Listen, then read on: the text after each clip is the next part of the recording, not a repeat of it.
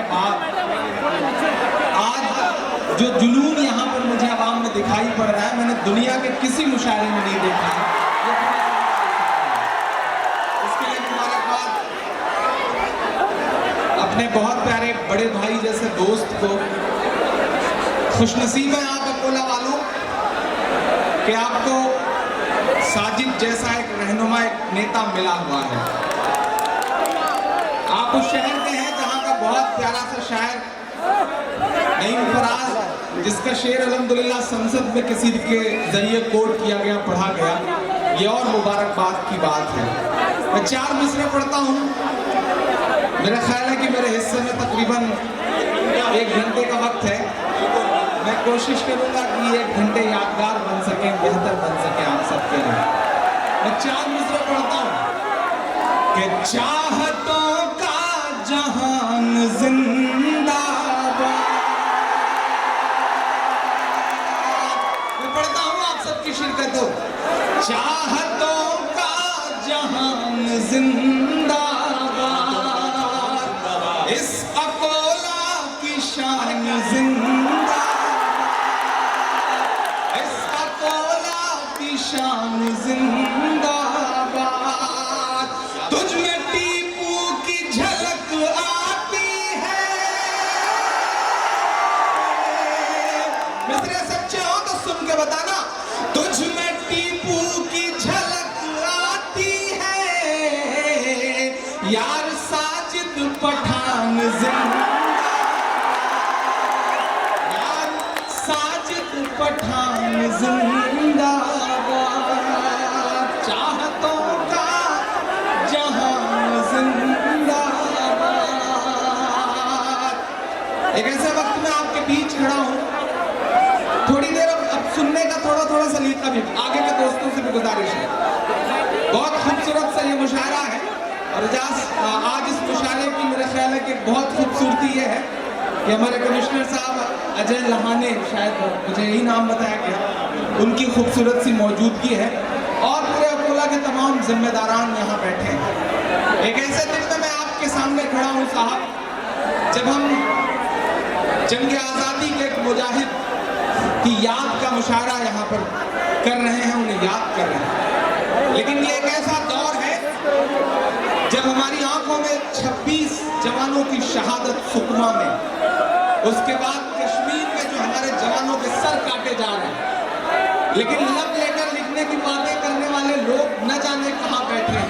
मैं 4 मिसरे पढ़ता हूं और आपसे दुआएं मांगता हूं साहब कि सरहद पर दहशत गर्दों का कब्जा है, सरहद पर दहशत गर्दों का कब्जा है, मुल्क पे झूठे हमदर्दों का कब्जा है, मुल्क पे झूठे हमदर्दों का कब्जा है। एक के बदले 10 सर की उम्मीद न रख। याद है आपको वो जुमला? पढ़ता है ना कि एक के बदले 10 सर की उम्मीद न रख, दिल्ली तुझ पर नामर्दों का कब्जा है, दिल्ली तुझ पर नामर्दों का कब्जा है। कि सूरज लहू लुहान पड़ा है चाहत का। एक ऐसे वक्त में मैं यहाँ खड़ा हूँ जब हमारे देश के बड़े टीवी चैनल के लाइव डिबेट में हमारे देश की एक बहुत बड़ी पार्टी का प्रवक्ता, स्पोक पर्सन, लाइव डिबेट में शहीद परमजीत की विधवा को बेवा से झूठ बोलता है। ये कहता है कि आपके पति की शहादत का बदला ले लिया गया है, और दूसरे दिन हमारे देश की मिलिट्री कहती है कि नहीं, ऐसा कुछ नहीं हुआ है। आप सोचिए कि हालात कहां आ गए हैं। ये सियासी चेहरे किस तरह से हमारी शहादतों का मजाक उड़ा रहे हैं। कभी तुफैल चतुर्वेदी ने एक शेर कहा कि बुलंदी का नशा सिमटों के जादू तोड़ देती है, हवा उड़ते हुए पंछी के बाजू तोड़ देती है। सियासी भेड़ियों, थोड़ी बहुत गैरत जरूरी है, तवायफ तक किसी मौके पे घुंघरू तोड़ देती है, किसी मौके पे घुंघरू तोड़ देती है। ऐसे वक्त में आपके बीच खड़ा होकर के मैं ये शेर पढ़ता हूं कि सूरज लहू लुहान पड़ा है चाहत का, साहिब रोशनदान की बातें करते हैं, साहिब रोशनदान की बातें करते हैं। एक कश्मीर संभाले नहीं संभलता है। बहुत शुक्रिया। कि साहिब रोशनदान की बातें करते हैं, एक कश्मीर संभाले नहीं संभलता है, और बलूचिस्तान की बातें करते हैं, और बलूचिस्तान की बातें करते हैं। कि 3 साल में कोई सबक ना दे पाए, 3 साल में कोई सबक ना दे पाए, रिश्तों का एहसास तलक ना दे पाए, रिश्तों का एहसास तलक ना दे पाए। 3 तलाक पे अब वो भाषण देते हैं, जो अपनी बीवी को हक ना दे पाए, जो अपनी बीवी को हक ना दे पाए। आने दीजिए, आने दीजिए। आप उठे बैठे, इससे अच्छा है कि पहना के फुर्सत दें ताकि मैं सिलसिला आगे बढ़ाऊं। बहुत शुक्रिया। कि रिश्तों का एहसास तलक ना दे पाए, 3 साल में कोई सबक ना दे पाए। 3 तलाक पे अब वो भाषण देते हैं, जो अपनी बीवी को हक ना दे पाए, जो अपनी बीवी को हक ना दे पाए। बहुत शुक्रिया, बहुत मोहब्बतें। कुछ नया नया सा आपको सुनाने की कोशिश करता हूँ।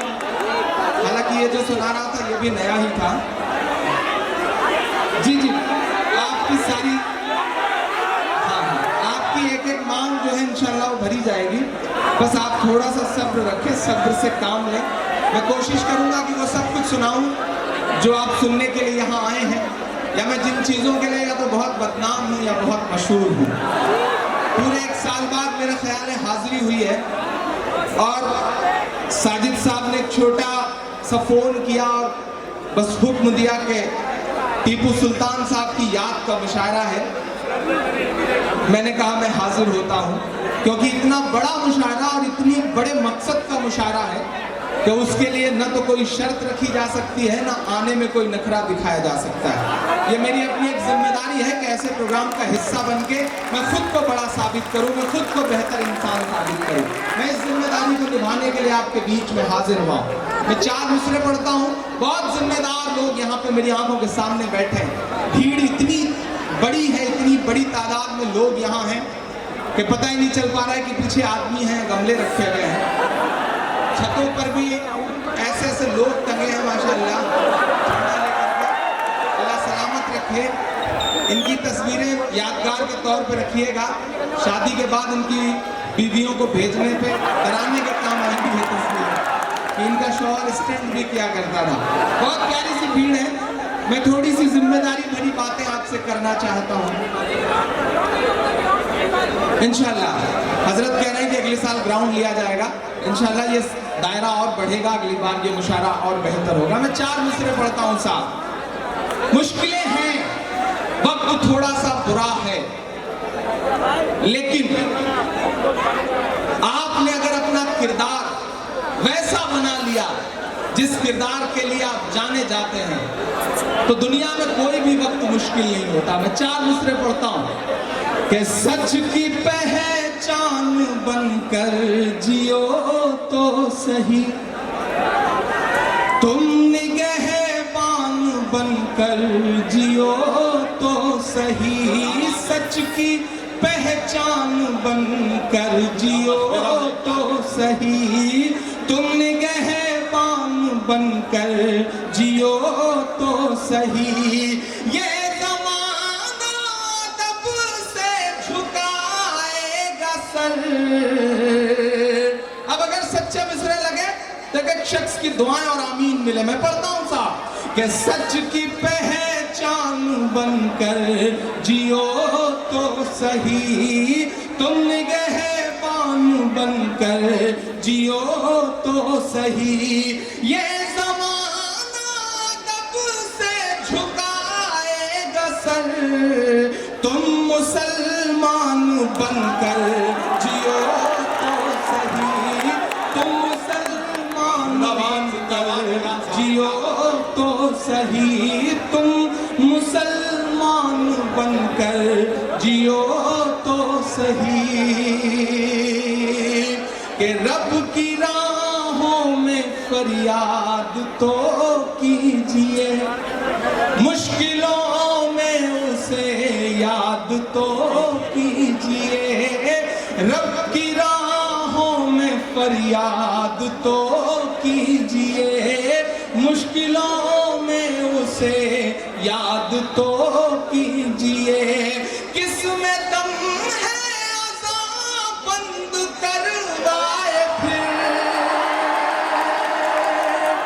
सच्चा मिसरा लगे तो एक एक हाथ उठ जाए अगले मिसरे पे कि रब की राहों में फरियाद तो कीजिए, मुश्किलों में उसे याद तो कीजिए, किसमें दम है अज़ां बंद करवाए फिर, अपनी मस्जिद को आबाद तो कीजिए, मस्जिदें अपनी आबाद तो कीजिए, बहुत अच्छे अपनी आबाद तो कीजिए, रब की राहों में फरियाद तो कीजिए, मुश्किलों में उसे याद तो कीजिए, किसमें दम है अज़ां बंद करवाए फिर,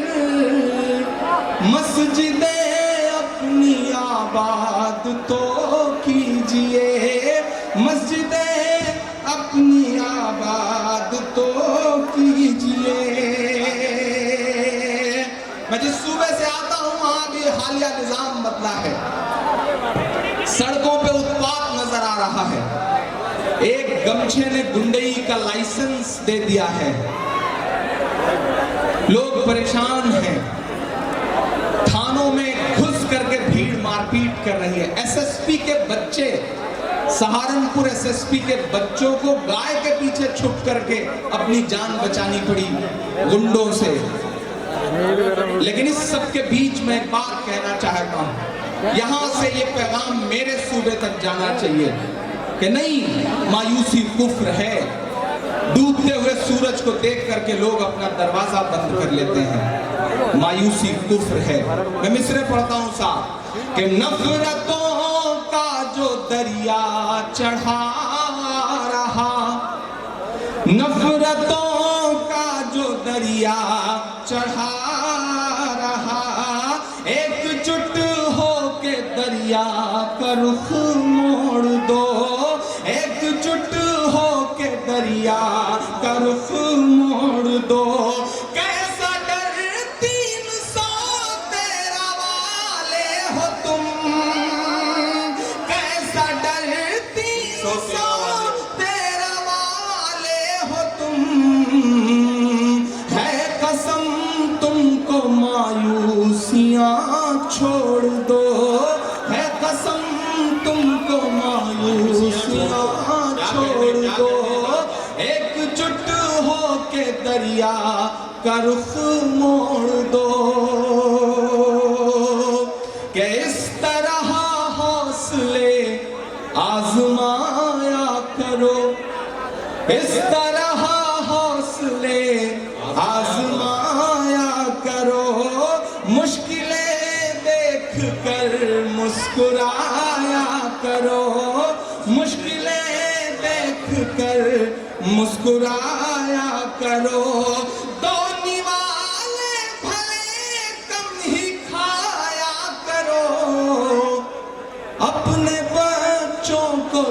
लेकिन पढ़ाया करो अपने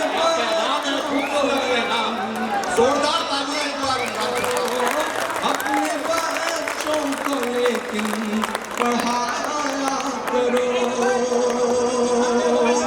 ये बात आपसे इसलिए कह रहा हूं कि दुनिया के हर मसले का हल सियासत से नहीं निकलता। दुनिया के हर मसले का हल सियासत नहीं निकाल सकती। अगर सियासत निकाल सकती तो पिछले 65 सालों में हमारे पास एक से एक रहबर रहे हैं। ऐसा नहीं है कि रहनुमाई नहीं रही, लेकिन हर मसले का हल सियासत से नहीं निकलेगा। जब तक जिलों में डिप्टी कलेक्टर बन के सुपरिंटेंडेंट, आप पुलिस बन के, जुडिशरी में, मीडिया में, हर जगह नहीं बैठोगे तुम्हारे मसले का हल नहीं निकलेगा। सिर्फ सियासत से हल नहीं निकलेगा। रहनुमा क्या करेगा? ऑफिसर्स को फोन ही तो करेगा, जाकर के ऑफिस में बैठ के काम करवाने के लिए लड़ाई करेगा, मिन्नतें करेगा, चोरी करेगा। इससे ज्यादा क्या करेगा आपका रहनुमा? लेकिन अगर आप जिलों में बैठोगे कलेक्टर बन के, ब्यूरोक्रेसी का हिस्सा बनेंगे, तो इंशाल्लाह चीजें बदल जाएंगी। इसके लिए बहुत शुक्रिया। और आप यकीन करें, मैं इसलिए भी साजिद भाई के मुशायरे में बिना कोई शर्त रखे, मैं पिछले 3-4 रातों से मुसलसल सफर कर रहा हूं, आज बिल्कुल थका हुआ सा था, लेकिन जब साजिद भाई ने कहा कि नहीं इमरान भाई हाजिरी लगानी ही है, आना ही है, मैंने साजिद को कभी भी एक कॉर्पोरेटर समझ करके उनसे बात नहीं की। न जाने क्यों ये शख्स बिना ताज का आमदार नजर आता है मुझे। और मैं तो ये चाह रहा हूं अकोला वालों कि जब इतना खूबसूरत सा रहबर, इतना जिंदा दिल इंसान, तुम्हारे लिए लड़ने वाला इंसान तुम्हारे बीच में मौजूद है, तो एक ऐसा प्रेशर क्रिएट करो कि पार्टियां मजबूर हो जाएं आमदार का टिकट देने के लिए, और आप चुन करके पहुंचाए असेंबली में। आप जिस दिन अपने बीच के शख्स को असेंबली में पहुंचा दोगे, इंशाअल्लाह तुम्हारे मसलों के लिए वहां भी लड़ने वाला एक शख्स मौजूद हो जाएगा। और मैं दुआ देता हूं शायर की जुबान अल्लाह पता नहीं कब कबूल कर ले, और मैं तो पूरे यकीन के साथ कह रहा हूं, और आप मेरी बात पे तायीद करिएगा, मेरी बात पे मुहर लगाइएगा कि आने वाले वक्त में देखिए कांग्रेस पार्टी की लीडरशिप बैठी है, और मैं इसी लीडरशिप पर नहीं रुकूंगा। मैं वादा कर रहा हूं साजिद भाई, जरूरत पड़ी तो आपके लिए दिल्ली वाली लीडरशिप से भी मिलकर कहूंगा कि नहीं साजिद को जरूरत है संभालने की, और ये वादा है मेरा। लेकिन आपको भी देखिए एक चीज बहुत जिम्मेदारी से समझ लीजिएगा, ये जो दौर है 2 लाइन खींच गई है। एक तरफ एक साहब हैं जो कहते हैं कि 15% मुसलमानों मुत्तहिद हो जाओ, एक तरफ दूसरे साहब हैं जो कहते हैं कि 85% हिंदुओं मुत्तहिद हो जाओ। मैं आज यहाँ इस डाइस पे खड़ा होकर के टीपू सुल्तान साहब की याद के मुशायरे में खड़ा होकर उस वक्त के हिंदुस्तान को याद करते हुए ये बात कह रहा हूँ कि एक शख्स कहता है मुसलमानों मुत्तहिद हो जाओ, एक शख्स कहता है हिंदुओं मुत्तहिद हो जाओ। वो हिंदू, वो मुसलमान जो मिलजुल के रहना चाहते हैं, फिर उनके लिए जगह कहाँ बचती है? हम उस हिंदुस्तान का ख्वाब देखते हैं। मेरी नजर में हिंदुस्तान वो हिंदुस्तान नहीं है जो तोगड़िया की तकरीरों से बनता है। मेरी नजर में वो हिंदुस्तान भी हिंदुस्तान नहीं है जो बुखारी साहब के फतवों से बनता है। मेरी नजर में तो हिंदुस्तान वो हिंदुस्तान है कि जब मुंबई अटैक के बाद मुंबई का पूरा मुसलमान इकट्ठा होकर के लिखित तौर पे हुकूमत से ये कहता है कि हम अपनी कब्रिस्तानों में दहशतगर्दों को दफनाने की इजाजत नहीं देंगे। मैं उस हिंदुस्तान का और उस हिंदुस्तान के लिए मेहनत करता हूँ, उस हिंदुस्तान को बनाने की कोशिश करता हूँ कि जब पाकिस्तान के खिलाफ मैच होता है, चाहे पहले बल्लेबाज कामरान अकमल को आउट करना हो या आखिरी बल्लेबाज मिसबाहुल हक को गेंद लेकर के जहीर खान दौड़ते हैं, मैं उस हिंदुस्तान का ख्वाब नहीं देखता हूँ जिसमें आप एक मुल्क को टारगेट करते करते पूरी कौम को टारगेट करने लगते हैं। मैं तो उस हिंदुस्तान का ख्वाब देख रहा हूं कि सुकमा अटैक के वक्त जब 300 नक्सली 150 जवानों को घेर लेते हैं, तो बुलंदशहर का एक बेटा शेर मोहम्मद अपनी जान जोखिम में डाल करके उन्हें गोलियां मारता है। मैं तो उस हिंदुस्तान का ख्वाब देख रहा हूं। और आप भी इस मुगालते में बिल्कुल मत रहना कि आपकी लड़ाई सिर्फ मुसलमान लड़ रहे हैं। यहाँ पर अशोक लहाने साहब बैठे हैं, मैं उनकी मौजूदगी में ये बात कह रहा हूँ। आप भी इस मुगालते में मत रहना कि आपकी लड़ाई सिर्फ मुसलमान लड़ रहे हैं, क्योंकि नजीब की तलाश के लिए दिल्ली के बसंत कुंज थाने के बाहर जिस लड़के ने सबसे ज्यादा लाठी खाई है पुलिस की, उस लड़के का नाम मोहित पांडे है। आप भी पहचानिए ऐसे लोगों को, मजबूत करिए ऐसे लोगों को, ताकत दीजिए ऐसे लोगों को। आप गुजरात गुजरात गुजरात चिल्लाते हैं, लेकिन सच में गुजरात के मसले को जो अदालत तक ले जाती है, उस शख्सियत का नाम तीस्ता सीतलवाड़ है, और वो मुसलमान नहीं है। पहचानिए इन चीजों को। नफरत वाली ताकतें यही तो चाहती हैं कि दो लाइनें खिंच जाएं, कुछ लोग एक तरफ हो जाएं, कुछ लोग एक तरफ हो जाएं, ताकि दोनों की दुकानें चलती रहें। वो दुकानें बंद करने की जरूरत है, और वो दुकान तब बंद होगी जब आप पढ़ेंगे लिखेंगे। आपकी रहनुमाई नहीं चाहती कि आप पढ़े लिखे। आप पढ़ लिख जाएंगे तो नारा कौन लगाएगा? नारा नहीं लगेगा तो दुकान कैसे चलेगी? पढ़िए, लिखिए, और फिर समझ करके अपने लिए लड़िए, अपनी कौम के लिए लड़िए, अपने मुल्क के लिए लड़िए। जरूरत आज इस बात की आ चुकी है कि मुश्किलों में भी यूं मुस्कुराया करो, दो निवाले भले कम ही खाया करो, अपने बच्चों को लेकिन पढ़ाया करो, अपने बच्चों को लेकिन पढ़ाया करो। एक नई सी नज़्म सुनाता हूं आपको। सुबह के 5 बजे के आसपास एक शख्स ओवर ड्रग की वजह से उठता है और फिर एक ट्वीट कर देता है, और उसके बाद उसकी दुकान चल पड़ती है। सोशल मीडिया से लेकर टीवी चैनल्स तक हर जगह साहिब बहस का मुद्दा बन जाते हैं। हालांकि वो शख्स ये भूल जाता है कि जिस मोहम्मद रफी के गाने गा गा करके उसकी दुकान शुरू हुई थी, वही मोहम्मद रफी खाना काबा में अजान देने की हसरत लेकर के इस दुनिया से चले गए। और वो ट्वीट करता है कि नहीं साहब, बंद होनी चाहिए, बंद होनी चाहिए, नींद में खलल पड़ता है। मैं एक नज़्म सुनाता हूं आपको साहब, कि कभी ना होगी बंद अजान,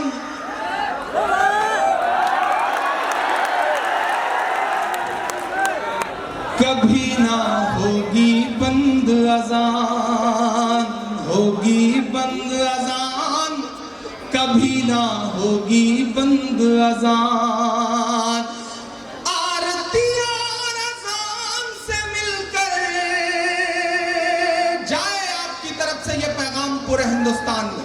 और यहां से तकरीबन 500-600 किलोमीटर की दूरी है, पहुंचाइए उनके कानों तक। पढ़ता है इमरान कि कभी ना होगी बंद अजान, कभी ना होगी बंद अजान, आरती और अजान से मिलकर बने हैं हिंदुस्तान, कभी ना होगी बंद अजान, कभी ना होगी बंद अजान, होगी बंद अजान, कभी ना होगी बंद अजान, आरती और अजान से मिलकर, आरती और अजान से मिलकर बने हैं हिंदुस्तान, कभी ना होगी बंद अजान, कभी ना होगी बंद अजान, के लम्हे भर की अजान लगे हैं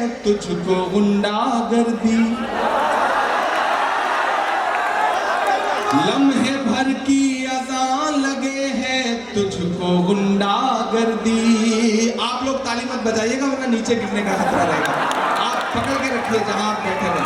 बस नीचे वालों पे जिम्मेदारी लागू होती है कि आप सबके दुआएं बोले। मैं पढ़ता हूँ कि लम्हे भर की अजान लगे हैं तुझको गुंडागर्दी, हमने तेरे गाने घंटों झेले हैं बेदर्दी।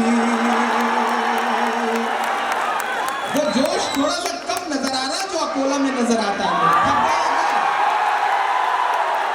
इस जुनून के साथ सुनिए। मेरे एक दोस्त हैं मकसूद साहब, दिल्ली में रहते हैं।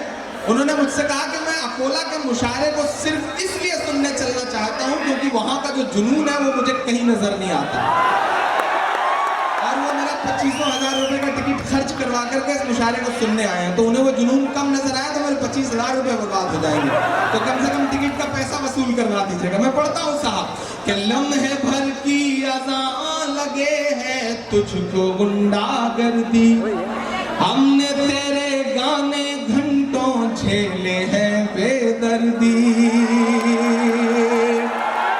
के गायक बाबू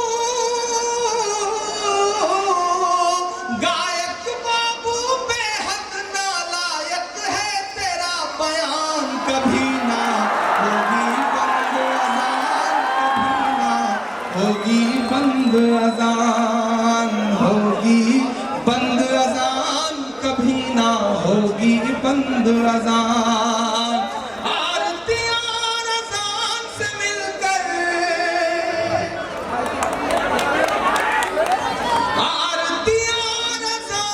मिलकर बने हैं हिंदुस्तान कभी ना होगी बंद अजान कभी ना होगी बंद अजान।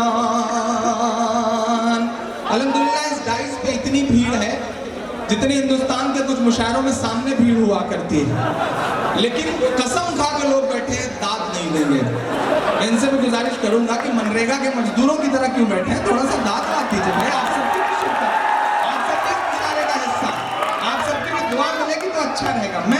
मैं कोशिश करता हूँ थोड़ा सा आप सबकी शिरकत। महमूद साहब बैठे हैं, एक लम्हा भी सोने नहीं दिया इस शख्स ने मुझे। हर 5 मिनट में 3 लोगों को लेकर के सेल्फी खिंचवाने के लिए आ जाते हैं।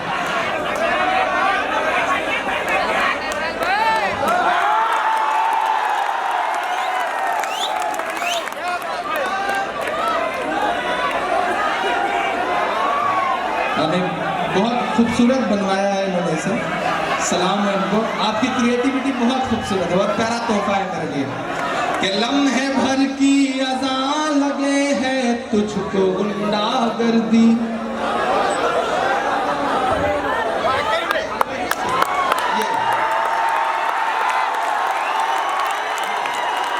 ठीक देखिए आप।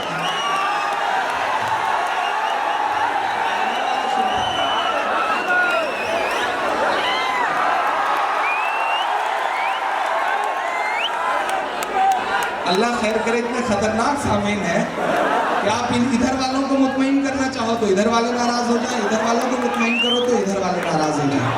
मैं चाह रहा हूँ कि सारे लोग एक साथ मुतमईन हो तो मुझे भी लगे कि मेरा आना कामयाब रहा। मैं पढ़ता हूँ, लम्हे भर की अज़ान लगे हैं तुझको गुंडागर्दी, हमने तेरे गाने घंटों झेले हैं बेदर्दी।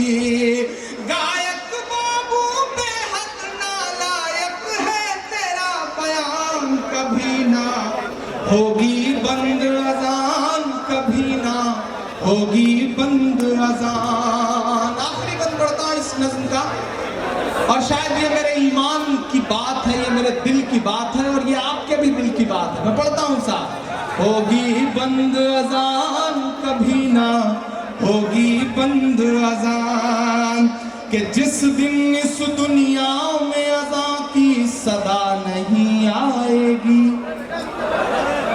जिस दिन इस दुनिया में अज़ान की सदा नहीं आएगी। यहां से वहां तक अगले मिसरे पे मुझे बहुत देर तक आपकी दुआएं चाहिए। बहुत बहुत सच्चा मिसरा अल्लाह ने कहलवाया।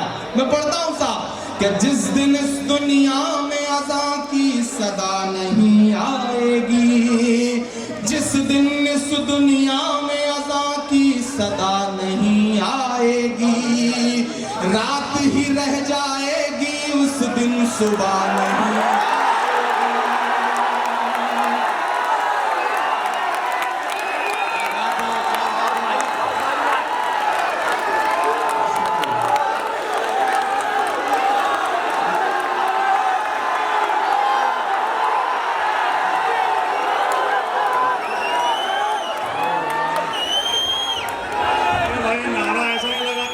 सुनो, नारे तकबीर, नारे तकबीर। अब मुशायरा सुनो। ये हुक्म नहीं, दरखास्त है यार। बहुत शुक्रिया आपकी मोहब्बतों। कि जिस दिन इस दुनिया में अज़ान की सदा नहीं आएगी, जिस दिन इस दुनिया में अज़ान की सदा नहीं आएगी, रात ही रह जाएगी उस दिन सुबह नहीं आएगी। दिन सुबह नहीं आएगी। अल्लाह तुझे हिदायत दे दे, अल्लाह तुझे हिदायत दे दे, सोनू भाई चांद कभी ना होगी बंद अजान, कभी ना होगी बंद अजान, होगी बंद अजान, कभी ना होगी बंद अजान। आरती और अजान से मिलकर, आरती और अजान से मिलकर बने हैं हिंदुस्तान, कभी ना होगी बंद अजान, कभी ना होगी बंद अजान।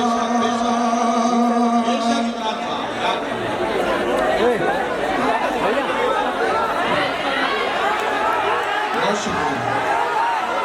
मैं एक नई नज़्म आपको और सुनाना चाहता हूँ, हाँ, लेकिन उससे पहले मेरा मन है कि मैं वो नज़्म सुना दूँ जो इन दिनों हर मुशायरे में पढ़ना अपनी जिम्मेदारी समझ रहा हूँ।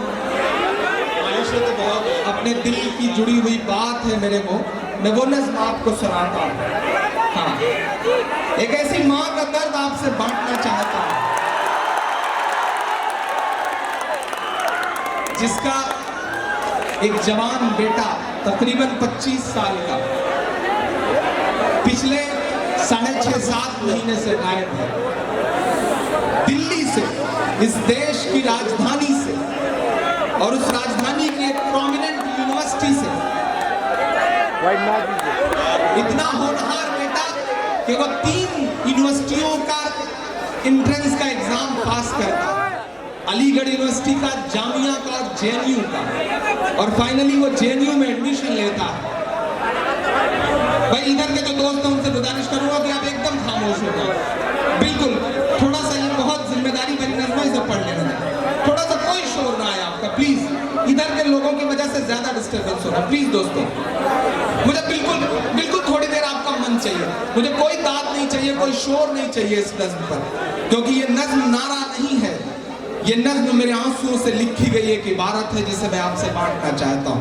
तो थोड़ी देर मुझे आपकी दुआएं चाहिए सिर्फ इस नज़्म पर। एक ऐसी माँ जिसका 25 साल का बेटा गायब है और वो कभी जंतर मंतर पर, कभी इंडिया गेट पर, कभी होम मिनिस्टर की चौखट पर और कभी जेएनयू के एड ब्लॉक पे बैठ करके चीख चीख करके, रो रो करके हुकूमत से, मीडिया से, सिस्टम से ये कह रही है कि मुझे मेरा बेटा वापस ला दो, मुझे मेरा लाल वापस कर दो, मुझे मेरा नजीब वापस कर दो। मैं एक नज़्म सुनाता हूँ उस माँ की तरफ से। मुझे हैरत है कि उस माँ की सदा कोई सुनने को तैयार नहीं, कोई भी जिम्मेदार इंसान बात करने को तैयार नहीं, सिर्फ इसलिए क्योंकि उसके गायब हुए बेटे का नाम नजीब है। माँ के आंसुओं की तो कोई जात नहीं होती ना, माँ के आंसुओं का तो कोई मजहब नहीं होता ना, माँ के आंसू तो सिर्फ आंसू होते हैं, वो नजर क्यों नहीं आ रहे हैं हमारे हुक्मरानों को। तब मैं एक नज़्म सुनाता हूँ साहब, कि सुना था कि बेहद सुनहरी है दिल्ली, समंदर सी खामोश गहरी है दिल्ली। थोड़ा सा वॉल्यूम बढ़ा दे, इको बढ़ा दे। सुना था कि बेहद सुनहरी है दिल्ली, समंदर सी खामोश गहरी है दिल्ली। हर मुशायरे में इस दुआ के साथ इस नज़्म को पढ़ता हूँ कि अल्लाह ये आखिरी बार पढ़ी गई नज़्म हो, इसके बाद किसी मुशायरे में इसे पढ़ना ना पड़े और तो उस माँ का बेटा वापस कर दे। मैं गया था उस माँ से मिलने के लिए, मैंने रोते हुए, तड़पते हुए, चीख चीख करके रोते हुए उस माँ को देखा। जब मैं पहली बार मिला था उस माँ से तो मुझे ऐसा लगा कि उस माँ की जगह अगर मेरी माँ होती तो, अगर गायब हुए बेटे की जगह नजीब की जगह इमरान होता तो, कोई अशोक होता तो, कोई सुशील होता, कोई राजेश होता तो क्या सब ऐसे ही खामोश रह जाते। मैं पढ़ता हूँ नज़्म साहब कि सुना था कि बेहद सुनहरी है दिल्ली, समंदर सी खामोश गहरी है दिल्ली, मगर एक माँ की सदा सुन न पाए तो लगता है गूंगी है बहरी दिल्ली। सुना था कि बेहद सुनहरी है दिल्ली, समंदर सी खामोश गहरी है दिल्ली, मगर एक माँ की सदा सुन न पाए तो लगता है गूंगी है बहरी है दिल्ली। वो आंखों में अश्कों का दरिया समेटे, वो उम्मीद का एक नजरिया समेटे, वो आंखों में अश्कों का दरिया समेटे, वो उम्मीद का एक नजरिया समेटे। यहाँ कह रही है वहाँ कह रही है, तड़प करके ये तुम कह रही है कि नहीं पूछता है कोई हाल मेरा, नहीं पूछता है कोई हाल मेरा, कोई ला के दे दे मुझे लाल मेरा, कोई ला के दे दे मुझे लाल मेरा, कोई ला के दे दे मुझे लाल मेरा। सुना था कि बेहद सुनहरी है दिल्ली, समंदर सी खामोश गहरी है दिल्ली, मगर एक माँ की सदा सुन न पाए तो लगता है गूंगी है बहरी है दिल्ली। पहला बंद पढ़ता हूँ इसका साथ। माँ कह रही है, रो रहे करके कह रही है कि उसे के वापस चली जाऊंगी मैं, पलट कर कभी फिर नहीं आऊंगी मैं। हमारे देश के प्रधानमंत्री महोदय एक चुनावी जनसभा में कहते हैं कि हम मुस्लिम बहनों को 3 तलाक के मुद्दे पर उनका हक दिलाना चाहते हैं। कभी कभी मेरा मन करता है कि मैं उनके आवास के बाहर जाऊं, चीख चीख करके चिल्ला चिल्ला करके उनसे कहूं कि आदरणीय नरेंद्र दामोदर मोदी साहब, अगर आप सच में मुस्लिम बहनों को उनका हक दिलाना चाहते हैं तो मान लीजिए नजीब की अम्मी को अपनी बहन और वापस ला दीजिए अपने भांजे को, चाहते हैं। वरना ये सियासी जुमलेबाजी बंद करिए। आपको बुर्के के अंदर, आपको नकाब के अंदर मुस्लिम बहनों की तड़प तो नजर आ रही है, लेकिन आपकी चौखट के बाहर एक रोती हुई मां नजर नहीं आ रही। ये ड्रामा बंद करिए साहब। मैं हिम्मत करता हूं, मैं पढ़ता हूं। कोई पूछता ही नहीं हाल मेरा, कोई ला के दे दे मुझे लाल मेरा, के उसे ले के वापस चली जाऊंगी मैं, पलट कर कभी फिर नहीं आऊंगी मैं। उसे ले के वापस चली जाऊंगी मैं, पलट कर कभी फिर नहीं आऊंगी मैं। वही है बुढ़ापे का मेरे सहारा, वही है बुढ़ापे का मेरे सहारा, वो बिछड़ा तो जिंदा ही मर जाऊंगी मैं। वही है बुढ़ापे का मेरे सहारा, वो बिछड़ा तो जिंदा ही मर जाऊंगी मैं। वही है मेरी जिंदगी की कमाई, वही है मेरी जिंदगी की कमाई, वही तो है सदियों का आमाल मेरा। कोई ला के दे दे मुझे लाल मेरा, कोई ला के दे दे मुझे लाल मेरा, कोई ला के दे दे मुझे लाल मेरा। आखिरी बंद पढ़ता हूँ इस नज़र के साथ। बहुत थोड़ी देर में सिलसिला। जी बहुत शुक्रिया प्लीज बैठ जाइए भाईजान। अभी पता है क्या, आपने इस कॉर्नर पे चलेगा वहाँ पे।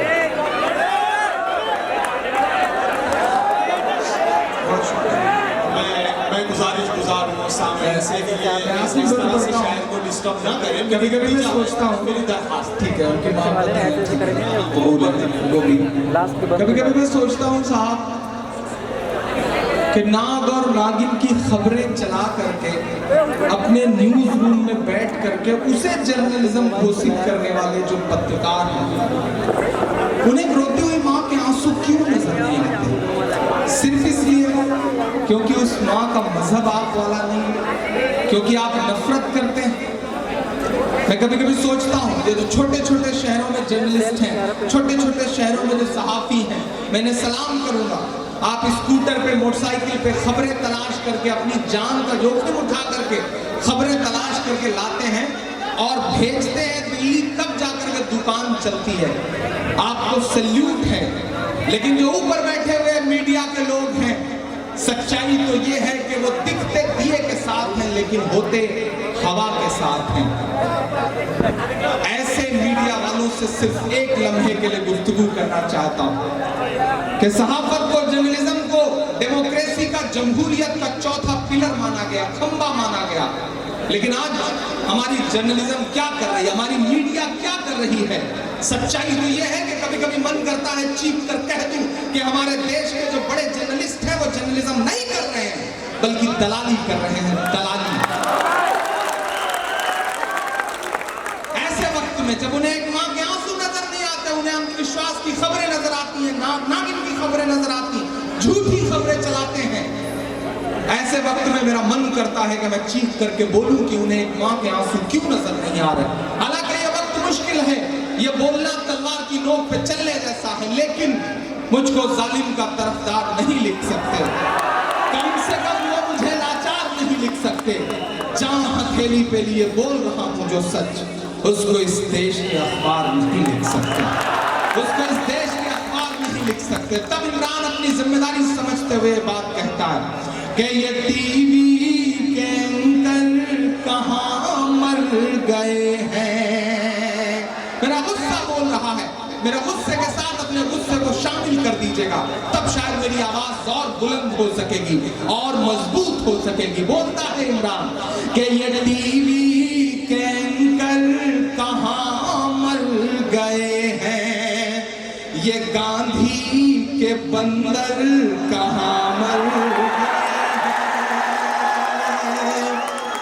इससे बेहतर कोई नाम समझ में नहीं आया उनके लिए मुझे कि ये टीवी के एंकर कहां मर गए हैं। कुछ एक लोग हैं जिन्हें सलाम करने का मन करता है। सलाम करता हूं रवीश कुमार को, क्या बात है, जिसने एक दिन उस मां के आंसुओं को अपने टीवी चैनल पे जगह दी।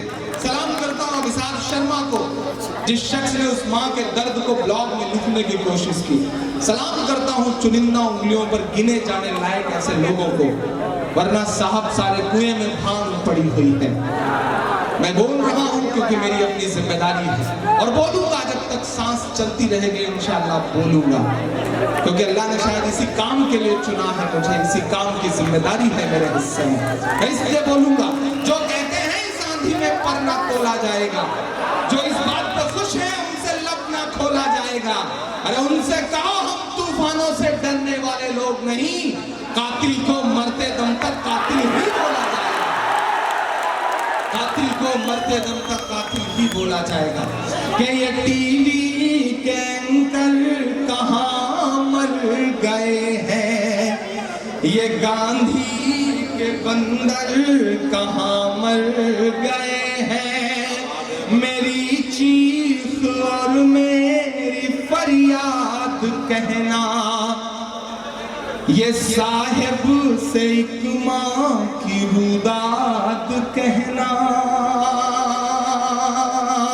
मेरी चीख और मेरी फरियाद कहना, ये मोदी से एक माँ की रुदाद कहना, कहीं झूठ की शख्सियत बह न जाए। समेटिएगा अपने गुस्से को और चौथे मिसरे पे पहुंचा दीजिएगा अपने ऐसी कमरे में सोए हुए उन तक, ताकि उनकी नींद में एक माँ के आंसुओं की वजह से खलल पड़ सके। मैं पढ़ता हूं साहब कि कहीं झूठ की शख्सियत बह न जाए, ये नफरत की दीवार छत बह न जाए, है एक माँ के अश्कों का सैलाब साहिब, है एक माँ के अश्कों का सैलाब साहिब, कहीं आपकी सल्तनत बह न जाए, के उजड़ सा गया है गुलिस्तां वतन का। जुल्म से पहले भी था, ज्यादती से पहले की हुकूमतों में भी थी, लेकिन ये जो नंगई सड़कों पर उतर आई है ये पहले नहीं थी। इसके खिलाफ लड़ना पड़ेगा, इसके खिलाफ आवाज उठानी पड़ेगी, इसके खिलाफ इस मुल्क के तमाम अमन पसंद लोगों को एकजुट होकर के, सिर्फ मुसलमान की बात नहीं कर रहा मैं, इस मुल्क के तमाम अमन पसंद लोगों को एकजुट होकर के आगे आना पड़ेगा, क्योंकि उजड़ सा गया है गुलिस्तां वतन का, नहीं तो ये भारत था खुशहाल मेरा, कोई ला के दे दे मुझे लाल मेरा, कोई ला के दे दे मुझे लाल मेरा। बहुत शुक्रिया, बहुत मोहब्बतें। थोड़ा सा वक्त अभी शायद बचा हुआ है और मुझे हुक्म दिया जा रहा है कि मैं कुछ और सुना। फरमाइशें भी बहुत सारी है। हाँ, आपका हुक्म है ना, वो सब। हाँ जी, मदरसा भी सुना दूंगा, फलस्तीन भी सुना दूंगा और भी कुछ सुना दूंगा, लेकिन अगर आप कहें तो नई नज़र पहले नहीं। हजरात गिरामी, आप समझ रहे हैं हजरात गिरामी, और कितना हमें बर्बाद करोगे साहिब। हम नजीब का मातम करते हैं तो हमें तोहफे में मिनहाज सौंप दिया जाता है। हम मिनहाज के नाम का रोना रोते हैं कि हमें तोहफे में अखलाक दे दिया जाता है। हम अखलाक के लिए रोते हैं कि हमें कतारों में बैंक की लाइनों में लगा के 125 से ज्यादा मौतों का तोहफा दे दिया जाता है। हम उसके लिए भी रोते रहते हैं कि हमें तोहफे में पहलू खान सौंप दिया जाता है। हम उसके लिए भी रोते रहते हैं कि हमारी आंखों के सामने हमारे 25-26 जवान शहीद हो जाते हैं और हम चुप रहते हैं। एक शायर की जिम्मेदारी है कि वो बोले। मैं बोलता हूँ साहब कि और कितना हमें बर्बाद करोगे साहिब, क्या सितम और नयाई जा करोगे साहिब, साहिब। खुद के औलाद नहीं है तो बताओ इतना, कितनी माओ को बे औलाद करोगे साहिब, कितनी माओ को बे औलाद करोगे साहिब। और कौन कहता है कि दिल में वतन नहीं रखते, तुम्हारी तरह से नफरत का मन नहीं रखते, तुम्हारी तरह से नफरत का मन नहीं रखते। नोटबंदी से डराओ ना हमें, हम वो हैं। अब उठ जाएगा एक शख्स कहा कि नोटबंदी से डराओ ना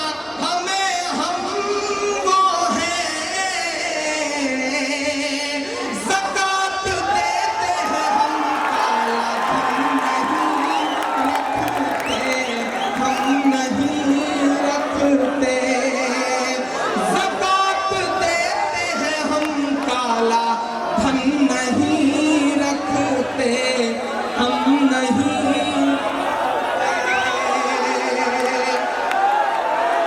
फिर से पढ़ो, फिर से। आप तो फिर से पढ़वाने वाली ताली बजा करके बताइए कि आप फिर से पढ़ो।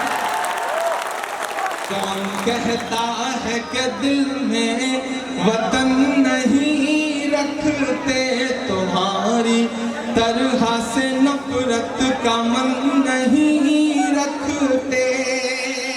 नोटबंदी से डराओ ना हमें, हम वो हैं। ज़कात देते हैं हम, काला धन नहीं रखते, हम नहीं रखते। आखिर में 2.5-3 मिनट की नज़्म आपको नई और सुनाता हूँ। हाँ नहीं, वो जो फरमाइशें हैं वो सुना दूंगा, लेकिन नहीं सुन लीजिए, ज्यादा अच्छा रहेगा।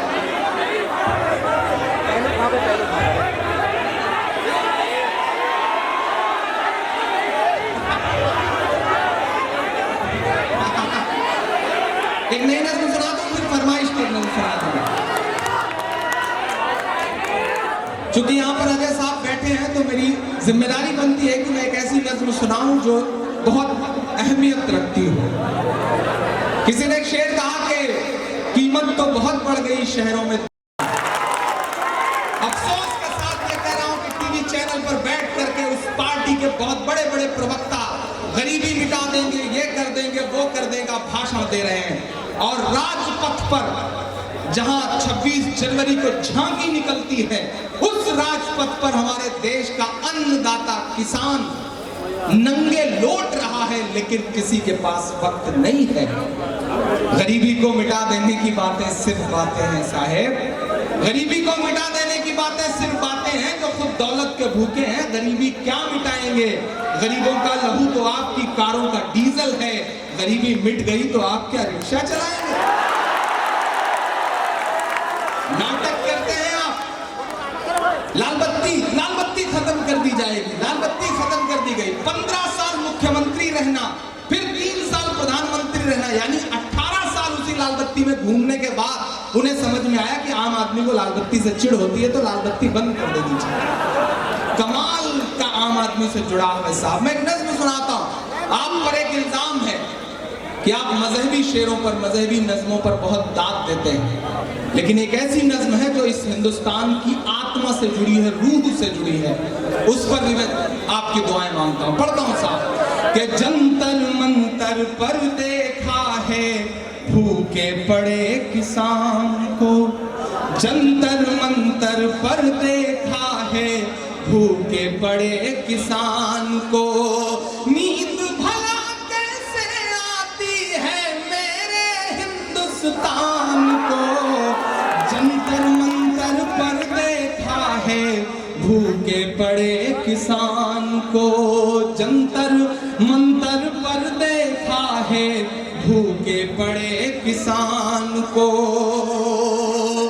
कि सत्ता पर काबिज किसान के सपनों के हत्यारे लोग, सत्ता पर काबिज किसान के सपनों के हत्यारे लोग, और खुदकुशी करने को मजबूर हैं कितने सारे लोग। मोदी जी तो दान दे रहे बांग्लादेश भूटान को, नींद भला कैसे आती है मेरे हिंदुस्तान को, नींद भला कैसे आती है मेरे हिंदुस्तान को।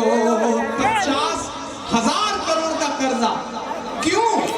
जब मैं तह तक गया तो पता चला कि बांग्लादेश को इसलिए 50,000 करोड़ का कर्जा दिया गया क्योंकि अडानी बाबू का पावर प्रोजेक्ट लग रहा है वहां पर।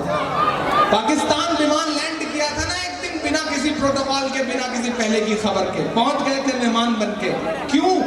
क्योंकि वहां भी पाकिस्तान में भी पावर प्रोजेक्ट लग रहा है, लेकिन भक्तों को लग रहा है कि साहिब तो देशभक्ति निभा रहे हैं। मैं बंद पढ़ता हूं साहब कि राष्ट्रवाद की इस अफीम का कैसा गोरख धंधा है। अमित भाई, नहीं भाई, अभी एक चैनल के इंटरव्यू में मुझसे कहा गया कि इमरान साहब आप बगावत वाले शेर पढ़ते हैं, अच्छी बात है, लेकिन एक हुकूमत के खिलाफ ज्यादा क्यों बोलते हैं? मैंने 30 सेकंड की बात उन्हें बताई। मैंने कहा मैं 7वीं में 8वीं में पढ़ता था तो मेरे गांव में मेरा एक दोस्त हुआ करता था, उसका नाम था श्रीकांत। हम दोनों 7-12 किलोमीटर स्कूल जाते थे साइकिल चला के।